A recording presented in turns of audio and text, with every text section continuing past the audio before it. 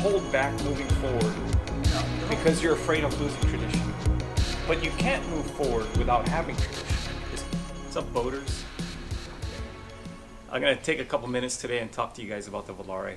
Anytime you first get a canoe, you want to get in it and give it a try, but you want to make sure you're comfortable. Well, I'll give you a few tips. Number one, set the boat up in flat water. Make sure your seating is where you want it. Your legs are at the height you want. And the ama is set so that the canoe is not leaning right. You don't want to be tippy in a new canoe when you're trying it out for the first time. Tip number two is getting a feel for how the boat paddles. So every canoe has a different style of paddling for it. If you look at where I'm sitting right here and I have a Koa canoe next to me, this is my dad's canoe. This canoe likes a longer stroke. It has a longer water line. It likes it when you take the time in the water. Other canoes with shorter water lines, they like a higher rate because the boat sits down sooner, so you have to keep that rate up. Okay, with the Volare, you want to get out there and get a feel for the canoe. The Volare likes it when you take the time in the water and you sit on the back of the stroke a little bit.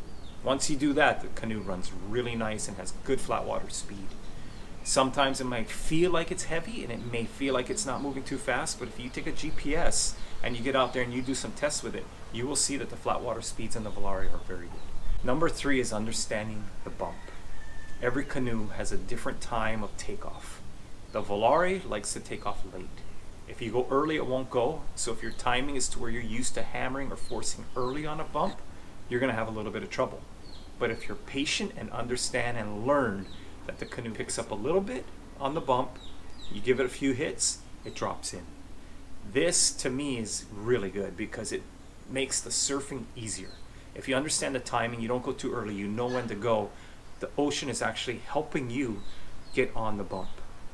Less effort getting on the bump, and then once you're on the bump, especially with the Volare, the travel is really nice. And the top speeds we're seeing are really good. So you have maneuverability, you have travel on the bump, and you jump over the bump in front really easy with the Volare because of the tightness of the bow and the length of the water line. Once you get your canoe dialed in, you have it level, you're comfortable, you're stable, you've understood the type of stroke it likes and how to use it in the bump, then you can start playing with your weight distribution in this canoe. You have an adjustable foot brace and an adjustable seat. If you like to go a little early, you can move all your weight forward. It gives you a little quicker acceleration, hops you on the bump a little sooner. If you're really good at being patient, you can set it back a little bit farther on the weight. It gives you a little later takeoff, but you actually see a little more and you have less bow going into the water or purling.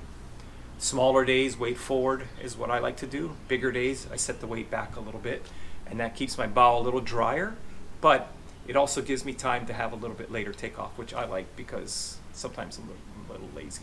Anyway, these are kind of the 4 tips to kind of get used to your Volare because it is a very different canoe, but you will find when you dial it in, it's very fast and it's very easy, and probably one of the most comfortable canoes out there.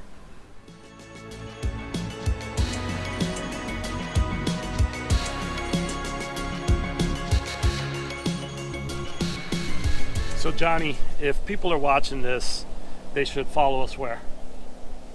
Into the ocean. Into the ocean. That's a good one, right? Probably, yeah. Yeah, but Instagram would be good, and Facebook would be good too. Yeah, that's good too, yeah. Yeah, that's a good one. Yeah.